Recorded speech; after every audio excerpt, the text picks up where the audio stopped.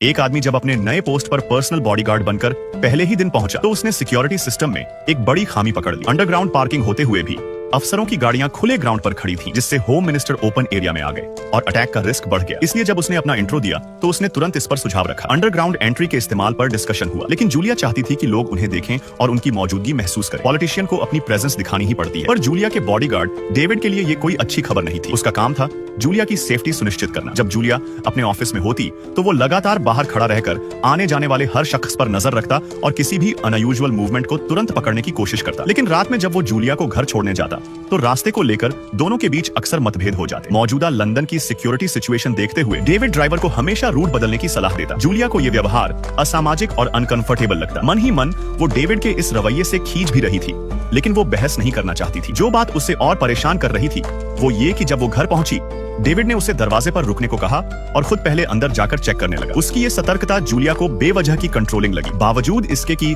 उसे जाने का ऑर्डर मिल चुका था, डेविड ने तब भी अपना फर्ज निभाया और उसकी पर्सनल सेफ्टी सुनिश्चित की। उसी वक्त जूलिया की नजर टीवी स्क्रीन पर पड़ी और उसे पता चला कि हाई स्पीड रेल अटैक का हीरो और उसका बॉडीगार्ड दरअसल एक ही आदमी है। ये जानकर उसके मन में डेविड के लिए सोच बदल गई और उसने अपने आज के व्यवहार पर खुद को शर्मिंदा महसूस किया। डेविड ने उसकी प्रतिक्रिया को सहजता से लिया, जैसे वो पहले से ही सब समझता हो। माहौल थोड़ा नरम हो गया। अगले दिन जूलिया ने इन्वेस्टिगेशन लॉ पास कराने के लिए बड़े प्रिपरेशन के साथ टीवी स्पीच की तैयारी की, लेकिन स्टेज पर जाने से ठीक पहले टाइम की कमी के चलते डेविड ने बिना कुछ कहे अपनी शर्ट उतारकर उसे थमा दी। यही उस वक्त का सबसे अच्छा सोल्यूशन था। जब उसने वो शर्ट पहनी तो उसे पहली बार डेविड की मौजूदगी में एक अजीब सी गर्माहट महसूस हुई। वो आदमी जिसकी शक्ल हमेशा सीरियस रहती थी, उसके अंदर भी कोमलता और इंसानी गर्मी थी, मगर वो नहीं जानती थी कि डेविड के दिल में एक पुरानी गांठ थी। वॉरजोन के एक्सपीरियंस ने उसे खुद पर कंट्रोल करना सिखा दिया था। जब भी वो अपने उन साथियों को याद करता जिन्हें पॉलिटिशियंस ने जंग में बलिदान कर दिया था, उसके अंदर कुछ बड़ा करने की फीलिंग उठती। लेकिन बच्चों की जिम्मेदारी ने उसे थाम रखा था और उसी उलझन में उसने ये जॉब ज्वाइन की। तभी एक मैसेज आया कि उसे